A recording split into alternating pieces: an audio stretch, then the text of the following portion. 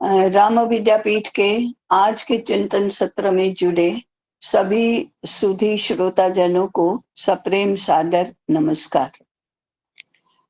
विद्यापीठ में केवल चिंतन ही नहीं होता, चिंतन कृति तक ले जाने का प्रयास भी होता है।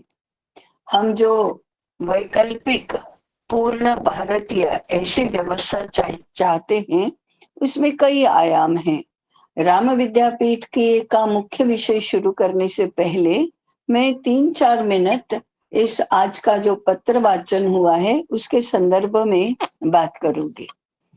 पहली धारणा है कि वक्ता श्रोता एक ही यूनिट के, एक ही इकाई के समान हिस्से हैं, तो वक्ता श्रोता में अंतर नहीं है, दोनों ही विद्यापीठ के कार्यकर्ता हैं।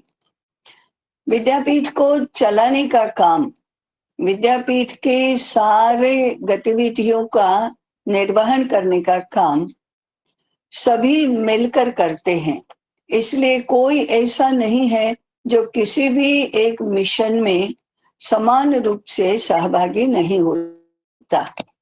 इसलिए ये जो भिक्षा योजना है, इसकी बात भी सबको कार्यकर्ता के नाते समान रूप से लागू होती है। तो अभी जैसे पत्र में बताया, विद्यापीठ का योगक्षेम कैसे चलता है और यह योगक्षेम चलाने का दायित्व किसका है। तो योगक्षेम चलता है भिक्षा से और चलाने का दायित्व है सभी का, एक समान दायित्व है।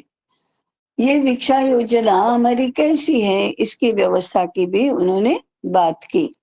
1 मास, 12 मास में 1 मास विद्यापीठ के सभी कार्यकर्ताओं के लिए भिक्षा मास होता है और सभी भिक्षा व्रती रहते हैं और समाज से भिक्षा मांगते हैं।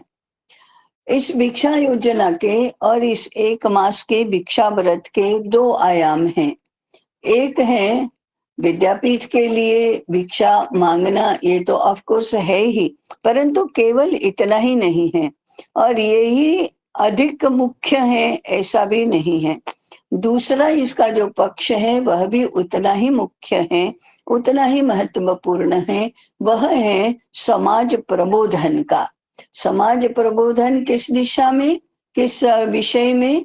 तो विद्यापीठ का योगक्षेम चलाने का दायित्व समाज का है, शासन का नहीं, या फिर केवल आचार्य और छात्र, वक्ता और श्रोता इनका नहीं है। वे अर्थात इनके लिए और कोई पुरुषार्थ नहीं करते, वे तो केवल अध्ययन अध्यापन का ही कार्य करते हैं।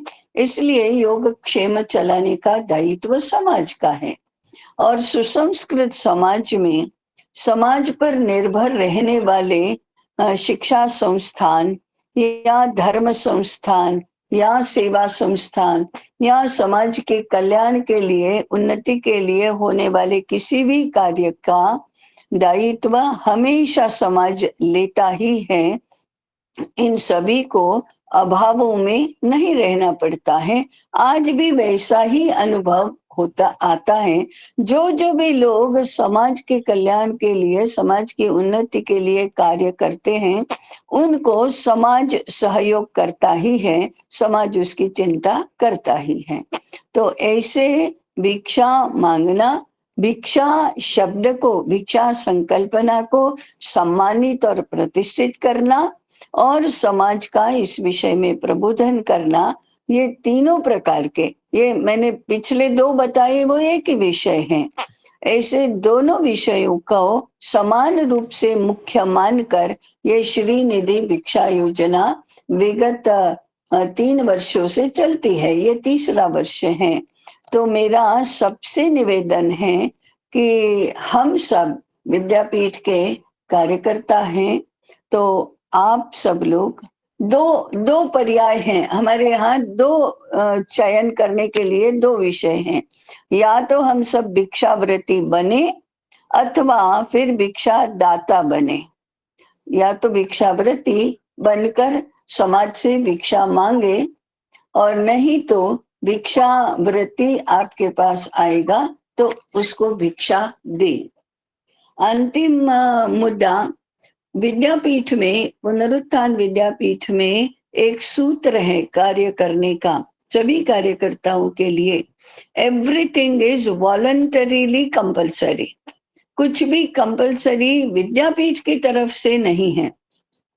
विद्यापीठ की तरफ से अपेक्षा व्यक्त की जाती है, विद्यापीठ की तरफ से योजना बनती है, योजना की जानकारी दी जाती है, परंतु अपने लिए कितना कंपल्सरी बनाना ये सबका स्वैच्छिक मामला है।